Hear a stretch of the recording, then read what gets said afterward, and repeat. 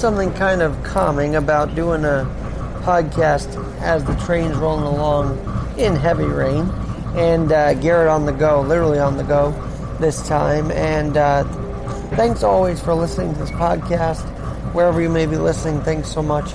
So, let's talk about something cool, because tomorrow I'm going to have the founder of the Instagram account New York City Will Never Die. New York City Will Never Die. Eric Urbans is what his Twitter is, Instagram is. And we had a great hour-long conversation, so you'll get to hear it on my Saturday sit-down on Alex Garrett Podcasting. But if you check my website, alexgnyc.com, there's something burning in my soul. It has to do with sports. It has to do with culture. It has to do with Marcus Stroman and Bob Brenly. Do you remember Bob Brenly, the guy who won the World Series with the Arizona Diamondbacks as a manager for the Diamondbacks?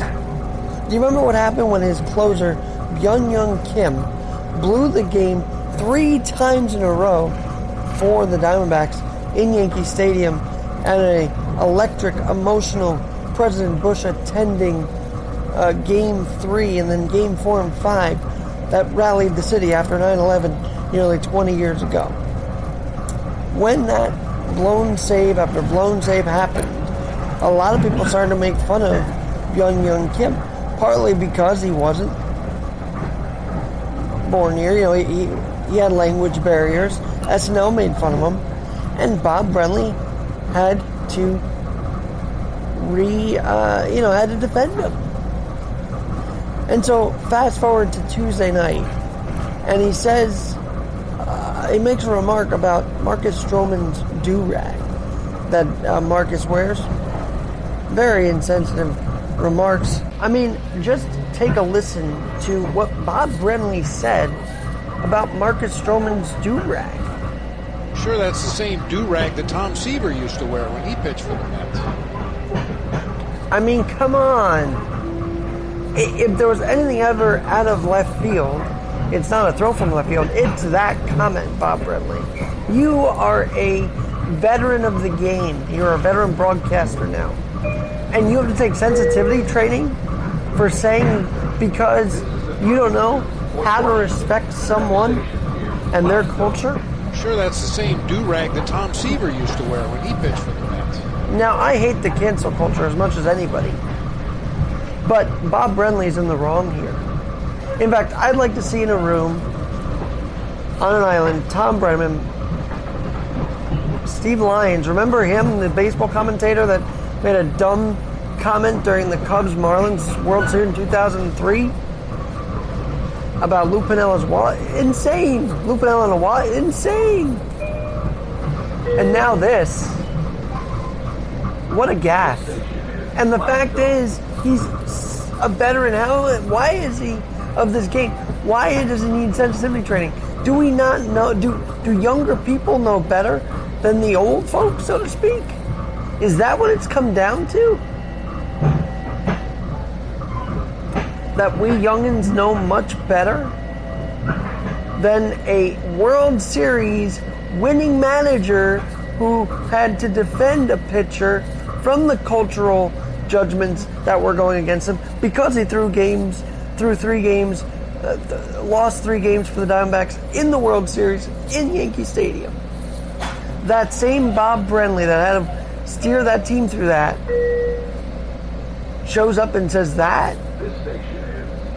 Now, I don't think it's in Major League Baseball rules, but to prove the point, I would love to see Mr. Stroman wear the do-rag actually more. You could just tell wearing that do-rag, by the way, he is in the zone, he is comfortable, he wants to win, and he that is his comfort zone. So Bob Brenly,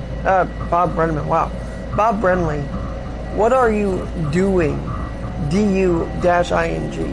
What are you doing with comments like these? Sure, that's the same do-rag that Tom Seaver used to wear when he pitched for the Mets. And complete silence in the broadcast booth, by the way. Absolute silence. It's just amazing that in 20 years, it seemed that Bob Brenly didn't learn anything from having to defend his pitcher, a pitcher. And why is that relevant? Because Stroman is a pitcher for the Mets. He's one of the top starters for the Mets, as a matter of fact. And he had stepped away, has Bob Brenly, I keep saying that, but has Bob Brenly stepped away to undergo sensitivity training. Okay. And so Bob Brenly's out of the Diamondbacks broadcast booth for now to undergo sensitivity training. But you're telling me people like Governor Cuomo, people like Bob Brenly, people who are in positions of leadership and on the air, and they're older than this generation that calls them out, don't know better than us, and we're the youngins? Don't know what to say and what not to say? Don't know who to kiss, who not to kiss, how to kiss someone, not even to kiss someone without their consent? That's who our leadership is and who our announcers are? Is this some kind of joke? Is this some kind of matrix? That people who strive to be in the business and make it better, even in politics, can't because of the money. And what do we have to settle for? We have to settle for gaffes in politics. We have to settle for gaffes on the air by World Series winning managers. This man is a World Series winning manager. Accomplished more than you and I, the average baseball fan, because he won a World Series.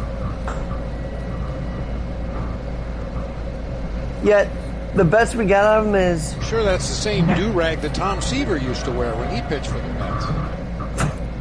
Tom Seaver would be rolling in his grave right now. Tom Seaver would probably, stand up for Stroman.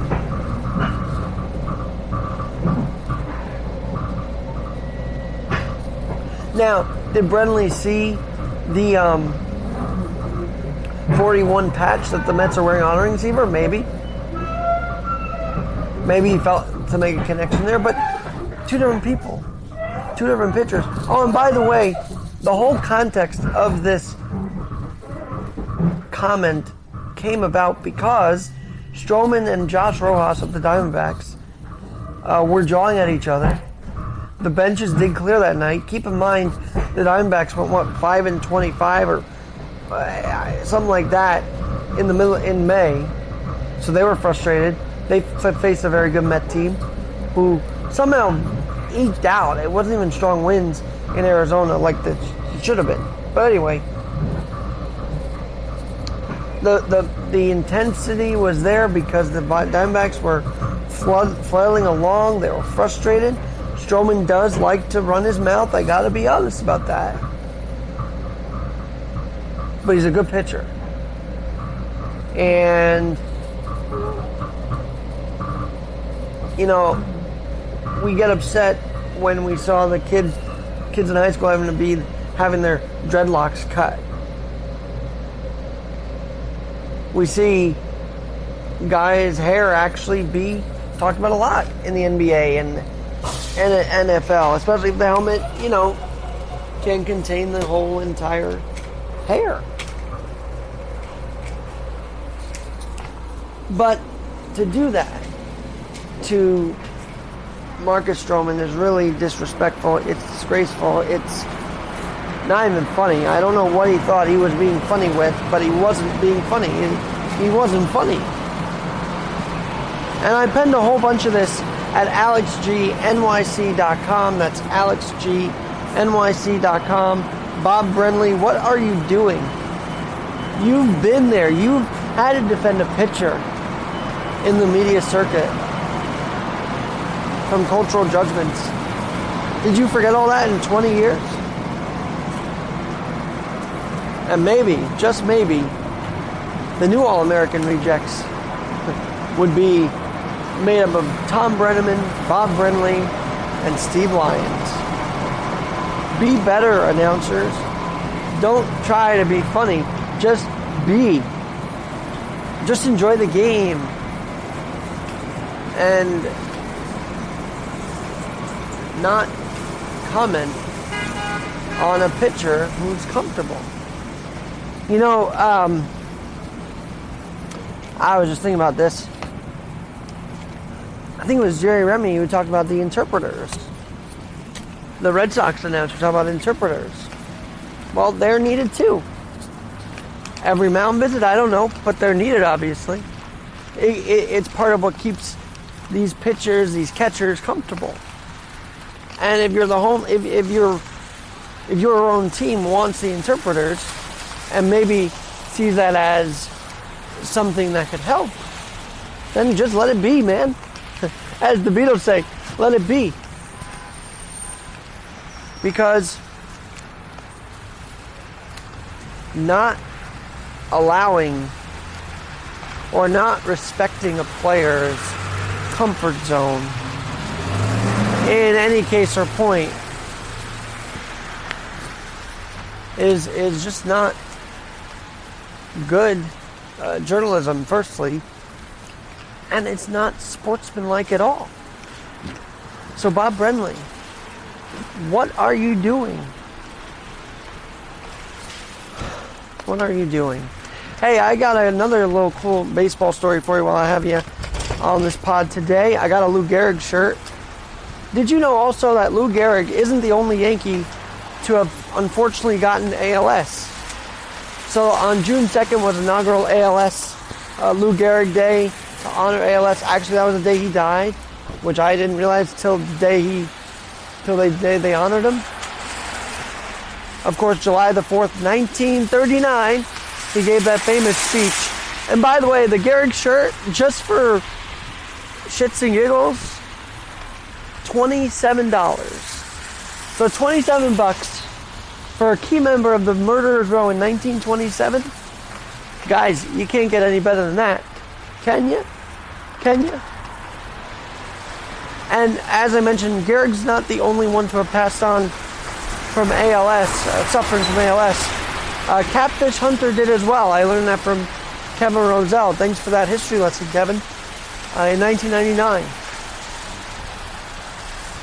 And Catfish was a character, as you probably know, if you grew up watching that team in the 70s.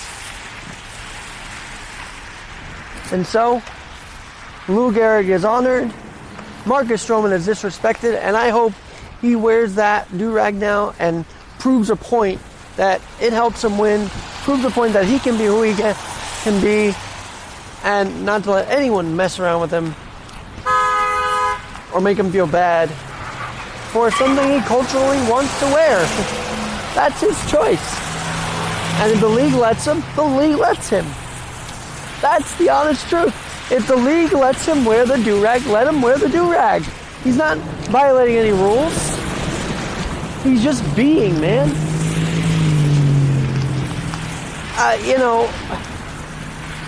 Major League Baseball's getting a